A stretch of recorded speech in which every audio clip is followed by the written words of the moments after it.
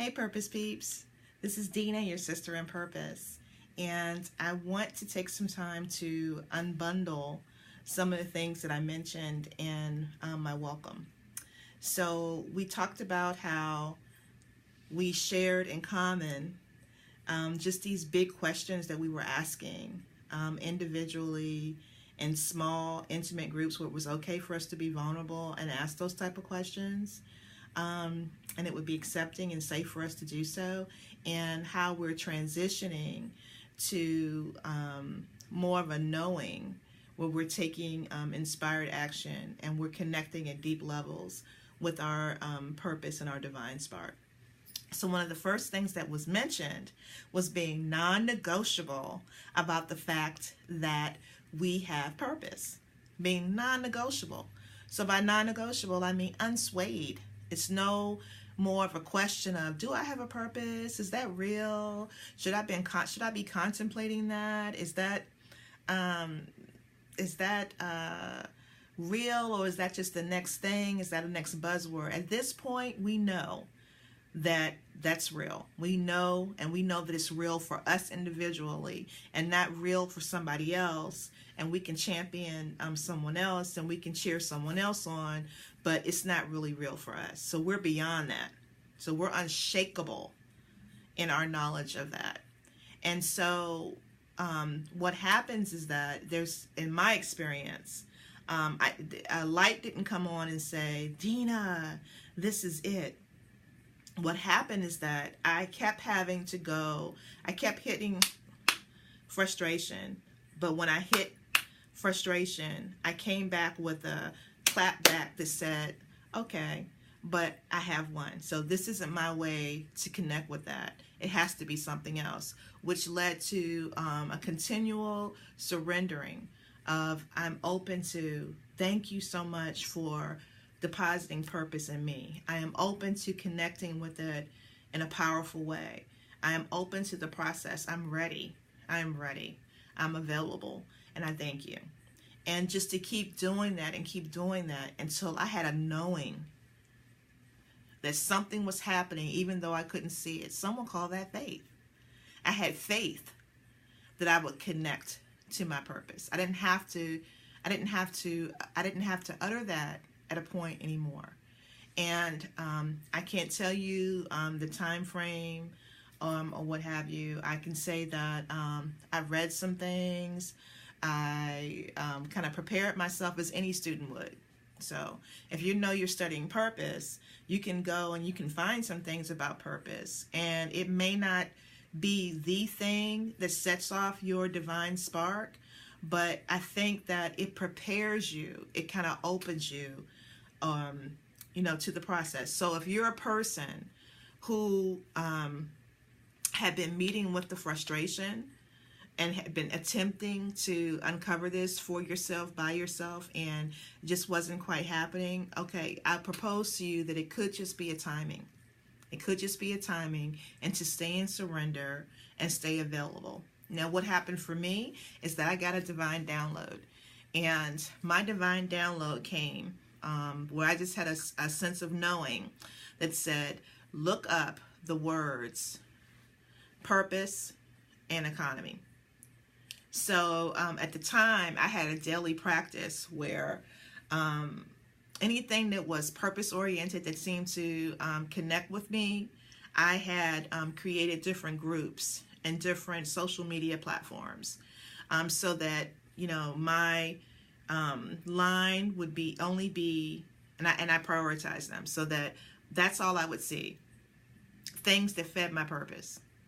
Things that were reminders that there was a purpose, things that fed my purpose, things that different quotes about purpose, anything. And then if the quote resonated with me, then I went and I studied more of the works of that person. I was just hungry. And I just started to, feed myself. And I took it seriously. And I was less concerned with, different things that were going on. I still loved people. I was still connected to people. But I was non-negotiable about my purpose. I was non-negotiable about my purpose. And the bulk of my time was spent experimenting with that and taking in information and seeing what resonated and what didn't resonate. And as I took in new information, I remember one time I had a chart set up, and I had the old beliefs on one side on sticky notes, and I had my new belief system that was emerging on the right with a different color sticky note.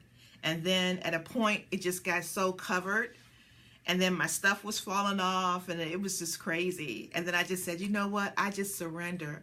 I surrender that I am shedding at a rapid pace the things that no longer serve me, and I am taking in the things that serve me. And I'm going to trust that the speed in which that is happening is beyond me. It was divine. It was beyond me.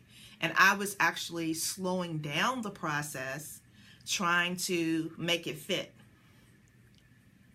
So just look at what's happening with you while you are taking in new information and you are processing that new information, and get out of your way. Get out of the way of purpose. Purpose is bigger than us.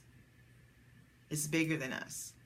So get out of its way and let it perfect, let it perform. And this was really difficult for me because I'm a planner. One of my businesses is about planning. So this was really difficult for me because I was trying to put a linear process around something that just wasn't going to work. The response to my prayer request was coming to me at a way that was different from my experiences and how I would do it. But this wasn't about me being the creator of purpose. This was about me connecting with the purpose that was deposited in me. So I had to surrender that process to that which is greater than me, which I call God. I had to surrender that so that I wouldn't get in the way of it and impede it. Because my answers, the answers to my prayers were coming at like rapid fire speed. Seriously. Okay. And so anyway, so back to the search for purpose and economy. So I had all these different groups. So I had these groups that I had as and I grouped them together. And so then I had these group feeds coming through. And so I was told purpose, economy. So I did the search, and bubbled up the purpose economy the day that it was released. No kidding. The day that it was released. And I got the book. Initially, I got the ebook because I couldn't wait. I got the Kindle book because I couldn't wait. And then I ordered the book, and I gave the books to so many different people because I was just so jazzed by it. Because what that let me know is that, number one, I wasn't the only one that was non-negotiable about this. It's a movement. It is a movement. And people are responding to the movement differently. And those differences are based on their purpose paths and their contributions to it. But it is a movement.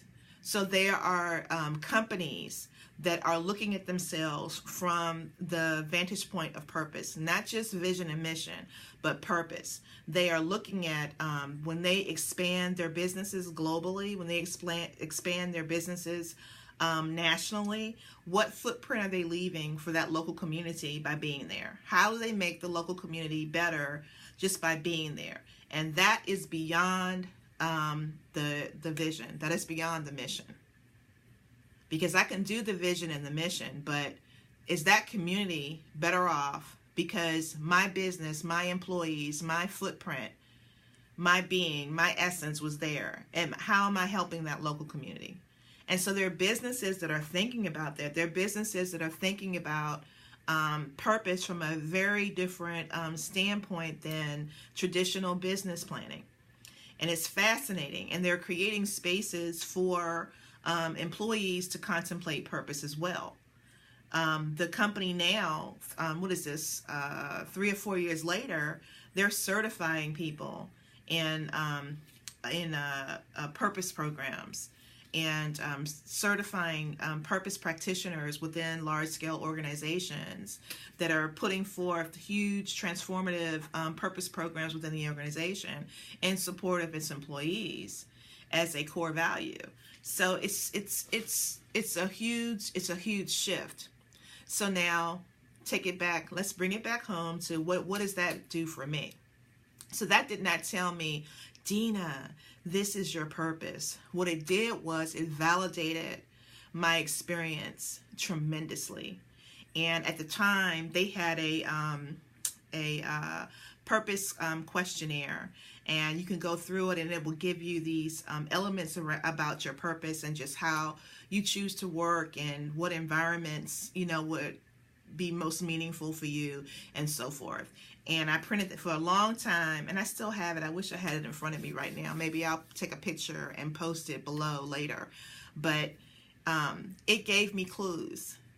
It definitely gave me clues. It definitely gave me breadcrumbs. And it validated me as a unique, unconventional, quirky person, because I love to deal with knowledge. I love to deal with knowledge.